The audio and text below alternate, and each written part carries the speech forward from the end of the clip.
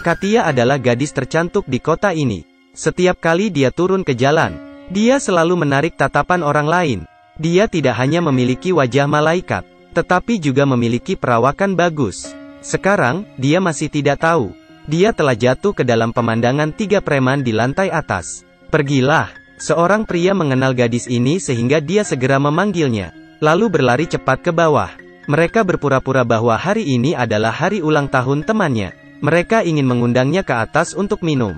Sementara Katia ragu-ragu. Mereka segera menggunakan cara berlutut untuk mengundangnya. Katia berpikir sederhana. Selain itu, mereka semua ada di kotanya, jadi dia dengan enggan setuju. Dia tidak tahu bahwa mimpi buruk akan datang. Mereka menggunakan sampahnya sebagai umpan. Pria di belakangnya saat Katia tidak menyadarinya, lalu menuangkan 1 gelas anggur putih ke dalam cangkirnya. Tanpa kewaspadaan, Katia meminumnya. Ketika dia hendak pergi, tiba-tiba merasa pusing. Dia tidak bisa berdiri dengan stabil. Tapi dia masih mencoba menahannya, perlahan pergi. Orang-orang itu memblokir jalannya. Tersenyum jahat. Ia merasa ada yang tidak beres, tapi sudah terlambat. Kemudian, mereka melakukan hal cabul pada gadis polos ini. Sampai malam hari, mereka puas dan membiarkan Katia pergi. Sebelum pergi, mereka menaruh setumpuk uang kertas di sakunya. Untuk kompensasi, Katia berjalan putus asa di jalan. Buang uang kotor itu. Pulang, Katia menangis kesakitan. Kakeknya, mendengar tangisan itu, datang dan bertanya padanya.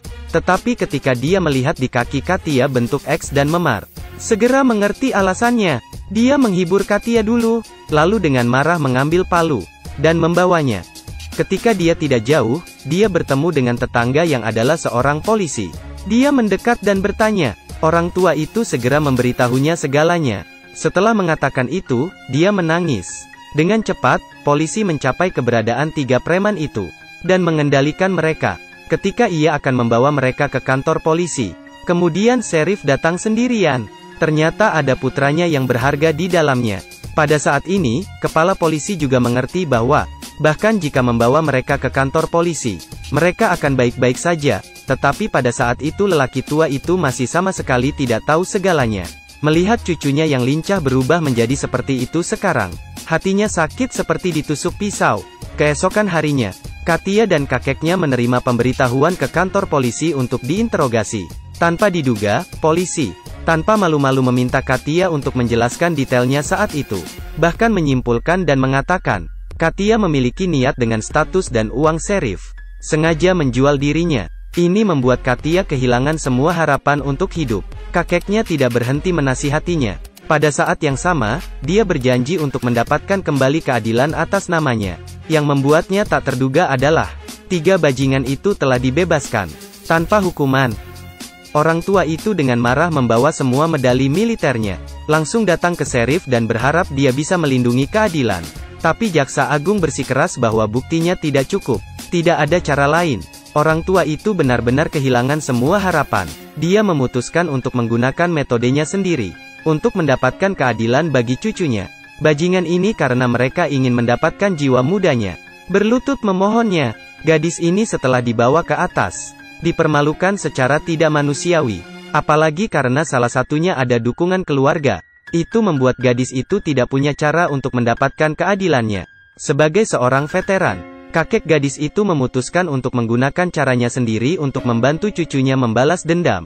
Dia menjual kamarnya sendiri seharga $7.000, dan membeli senjata untuk membantu cucunya membalas dendam. Pulang ke rumah, Katia mengatakan kepadanya bahwa bibinya ingin bepergian. Dia menyuruhnya untuk datang dan menjaga rumahnya. Tapi ketika dia datang ke sana, orang tua itu menemukan, di seberang jendela adalah rumah dari 3 bajingan itu. Sebagai penembak jitu yang terampil, ini adalah posisi penembak jitu yang paling cocok. Jadi orang tua itu pergi ke pasar, untuk menemukan bos yang menjual senjata mainan. Sekaligus menanyakan apakah ada penembak jitu yang dijual. Bos melihatnya, "Hei kamu bercanda? Kamu sangat menarik. You still want to be an assassin at your old age?" Tapi untuk mendapatkan uang, dia masih membawanya ke tempat gangster. Setelah mendengar apa yang ditemui lelaki tua itu, mereka semua setuju.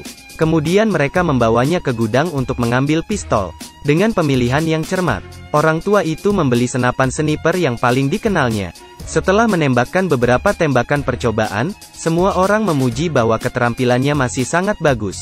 Sore hari, saat pulang, orang tua itu diam-diam mengambil pistol yang disembunyikan di rumah Bibi Katia. Kemudian, dia jelas tahu aturan dari 3 sampah itu. Setiap hari Rabu, mereka semua datang ke tempat ini untuk bermain. Besok akan menjadi hari yang baik untuk membalas dendam. Keesokan harinya, lelaki tua itu turun ke desa dan berpura-pura menonton orang bermain catur. Pada saat ini, 3 orang itu juga mengemudi di sini. Orang tua itu menemukan bahwa kesempatan telah datang. Jadi, ketika semua orang tidak menyadarinya, dia diam-diam pergi. Dia dengan cepat berlari ke gedung yang berlawanan. Keluarkan senapan sniper yang telah dia siapkan sebelumnya. Sesuaikan dengan baik ke posisi pistol. Gunakan lingkup penembak jitu untuk menembak mereka dengan tepat. Melalui teropong, 3 bajingan itu terlihat jelas. Orang tua itu secara inheren dapat mengambil nyawa mereka, tapi dia ingin mereka hidup dalam kesengsaraan. Dia membidik seorang pria yang memegang sebotol anggur di antara kakinya. Ketika pria itu mencoba membuka tutup botol anggur, dia menarik pelatuknya. Suara tembakan telah mengejutkan 2 orang di sebelahnya. Secara kebetulan, suara ini sama dengan ledakan botol. Ini membuatnya tidak bisa menjadi pria di masa depan. Kemudian lelaki tua itu setenang seolah tidak terjadi apa-apa. Pergi. Kembalilah untuk menonton orang-orang bermain catur seperti tidak pernah pergi. Kemudian ambulans dengan cepat tiba. Tetapi ketika semua orang juga mengenali bajingan ini, mereka bertepuk tangan dan tertawa terbahak-bahak. Rabu berikutnya, lelaki tua itu masih melakukan hal yang sama. Ketika semua orang tidak memperhatikan, dia dengan cepat naik ke atas. Sabar dan tunggu kesempatan. Ketika orang ini di dalam mobil, orang tua itu segera membidik tangki bensinnya. Pegang erat-erat dan membuat api, suara keras terdengar. Mobil itu terbakar dalam sekejap. Pria ini merangkak keluar dari kematian. Tetapi bagian bawahnya telah terbakar begitu keras sehingga dia tidak dapat hidup sendiri. Pada saat ini semua orang sekali lagi bertepuk tangan dan memuji dia. Berdasarkan apa yang terjadi berturut-turut dengan 2 bajingan itu, polisi menemukan diri mereka sendiri bahwa ini bukan kebetulan. Sheriff juga bisa menilai. 2 hal ini semua dilakukan oleh orang tua itu. Jadi dia mengingatkan putranya, selama 2 hari jika tidak ada masalah, jangan keluar. Putranya tahu 2 saudara laki-lakinya terluka, langsung merasa terancam dengan gelisah. Sepanjang hari dia selalu curiga. Di sisi lain, polisi juga datang ke rumah Katia, untuk menyelidiki apakah lelaki tua itu menyembunyikan senjatanya sendiri. Tetapi setelah menemukan, tidak ada yang dapat ditemukan. Tapi ketika Katia berkata, bibinya tidak ada di rumah dan membawa kunci ke kakeknya, polisi segera mengerti bahwa masalahnya mungkin terjadi dari sana. Tapi saat polisi pergi, sheriff segera membawa stafnya ke rumah Katia. Tetapi mencari naik dan turun, mereka tidak dapat menemukan apapun. Saat dia akan pergi, dia bertemu bibinya yang baru saja kembali dari bepergian dan ingin mendapatkan kunci. Setelah mendengarkannya, sheriff dengan cepat mengerti. Jadi segera bawa orangnya ke rumah tante, mencarinya dengan teliti. Sayangnya, tidak ada petunjuk yang ditemukan. Sheriff datang ke sisi jendela, segera menemukan bahwa ini adalah tempat terbaik untuk menembak. Hanya menemukan senjata bisa menuduh orang tua itu. Orang tua itu juga agak gugup sekarang, karena ada polisi yang mencari loker tempat dia menyembunyikan senjata. Tapi ketika polisi membuka loker, pistol telah berubah menjadi gulungan koran. Orang tua itu melihat itu dan segera menunjukkan ekspresi menghujat, tanpa sedikit bukti. Sheriff juga tidak berdaya. Dia harus memberitahu lelaki tua itu bahwa, jika Anda menyentuh anak saya akan membiarkan Anda mati di penjara. Tetapi lelaki tua itu dengan tenang berkata, putranya sudah memiliki masalah. Ketika sheriff mendengarnya, dia sangat marah. Jadi dia segera pulang. Tidak peduli bagaimana sheriff mengetuk pintu, masih tidak ada gerakan di dalam.